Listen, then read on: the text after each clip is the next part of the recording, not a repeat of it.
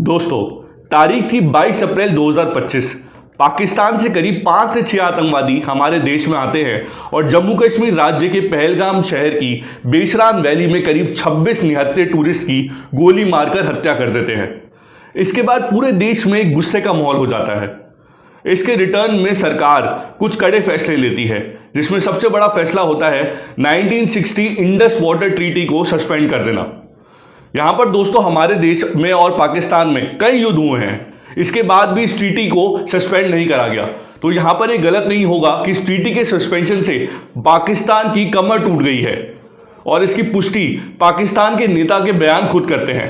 तो चलिए उनके रिएक्शन को सुनते हैं कि जो इंडस वाटर ट्रीटी है, जो मुआहिदा हुआ पाकिस्तान और भारत के दरमियान, जिसके तहत भारत ये मान चुका कि सिंधु आपका है, सिंधु पाकिस्तान का है। मोदी ने और उनकी हुकूमत ने ऐलान किया कि अब वो ये मुआहिदा नहीं मानते, और मैं सखर में इसी सिंधु दरिया के साथ खड़े होके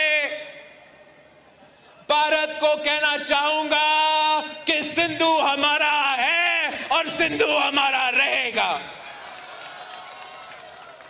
या इस दरिया से हमारा पानी बहेगा या उनका खून बहेगा।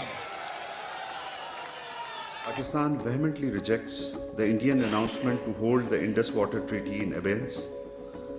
The treaty is a binding international agreement brokered by World Bank and contains no provision for unilateral suspension.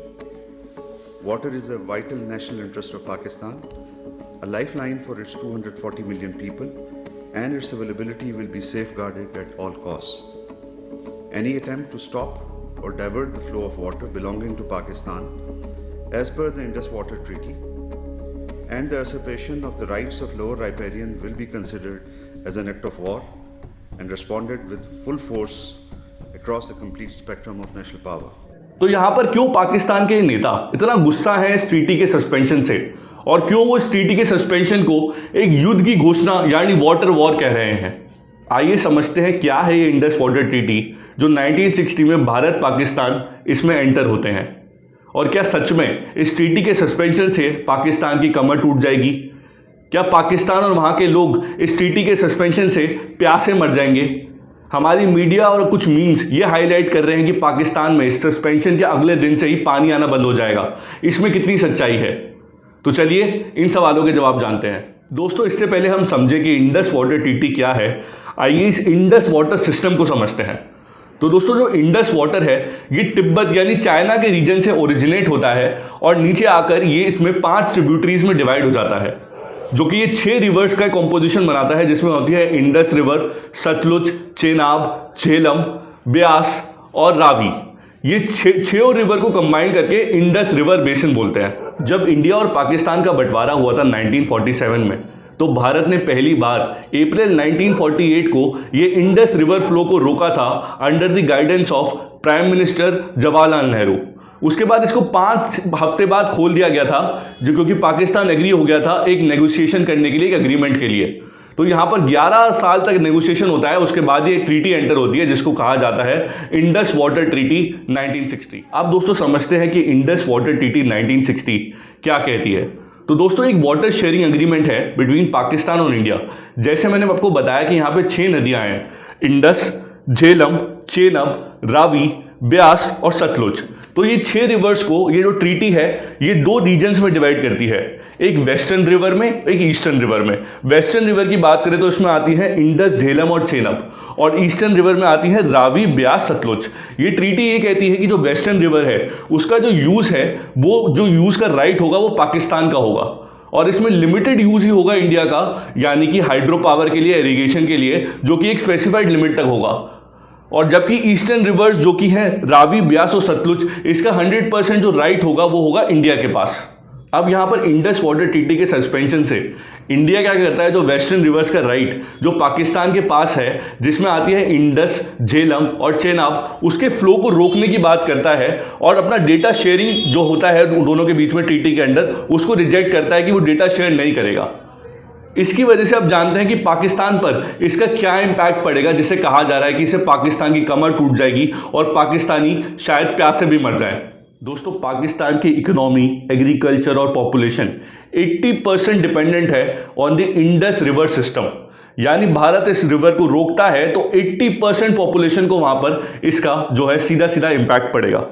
80% of the cultivated land, approximately 16 million hectare का जो लैंड है, उसका जो इरिगेशन होता है वो इंडस वाटर सिस्टम से होता है। दोस्तों, पाकिस्तान में जो एग्रीकल्चर है वो अराउंड 23 to 24% है वहाँ के जीडीपी का पार्ट, और वहाँ के अराउंड 37% पॉपुलेशन को वो एम्प्लॉय करता है। तो इससे सीधा सीधा 70% पॉपुलेशन वहाँ की इफेक्ट होगी। 90% पाकिस्तान का जो फूड प्रोडक्शन है इस ट्रीटी के सस्पेंशन से इफेक्ट होगा।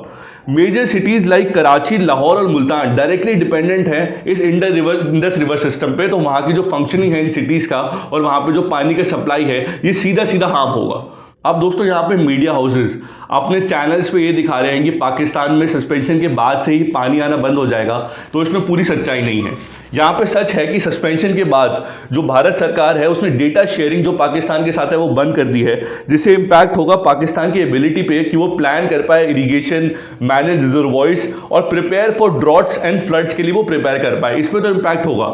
लेकिन ये भी सच है कि इंडिया में जो सिस्टम है, एग्जिस्टिंग सिस्टम है, जो पानी को रोकने का सिस्टम है, जो वेस्टर्न रिवर्स को पाकिस्तान में रोकने का जो सिस्टम है, जो एग्जिस्टिंग इंफ्रास्ट्रक्चर है, वो अप टू डेट नहीं है। यहाँ पे कई सारे प्रोजेक्ट्स हैं जो अंडर कंस्ट्रक्शन है, और जो एग्जिस्टिंग प्रोजेक्ट्स हैं वो सफिशिएंट नहीं है कि वो सारा पानी रोक पाए पाकिस्तान की तरफ जाने से। तो यहाँ पे अराउंड 5 से 10 साल लग सकते हैं सारा इंफ्रास्ट्रक्चर डेवलप करने को, जिससे कि पाकिस्तान को सही मायनों में इसका इम्पैक्ट एहसास कराया जाए। लेकिन शॉर्ट टर्म में पाकिस्तान को ज़रूर इसका इम्पैक्ट होगा। लेकिन ये कहना है कि पाकिस्तान में कल से पानी आना बंद हो जाएगा, सस्पेंशन, ऐसी मीम्स बनाना और ऐसी मीडिया रिपोर्ट सर्कुलेट करना, इसमें पूरी तरीके से सच नहीं है। इसलिए यहाँ पर ज़रूरी है कि ये भी बताना कि इंडिया की सरकार को काफ़ी पैसा खर्च करना पड़ेगा और काफ़ी सारे क्लियरेंसेस लेने पड़ेंगे यहाँ पर इंफ्रास्ट्रक्चर डेवलप करने के लिए, जिसमें वो रिजर्वॉयर्स बना पाए, मेजर डैम्स बना पाए और यहाँ पर कैनाल का नेटवर्क बना पाए, जिससे कि रिवर को डाइवर्ट किया जा सके वहाँ की असली इंडिया की तरफ जहाँ पर इसकी रिक्वायरमेंट है। तो दोस्तों, कैसी लगी आपको ये वीडियो, ये कमेंट करके मुझे ज़रूर बताएं। मिलते हैं अगली वीडियो में। धन्यवाद।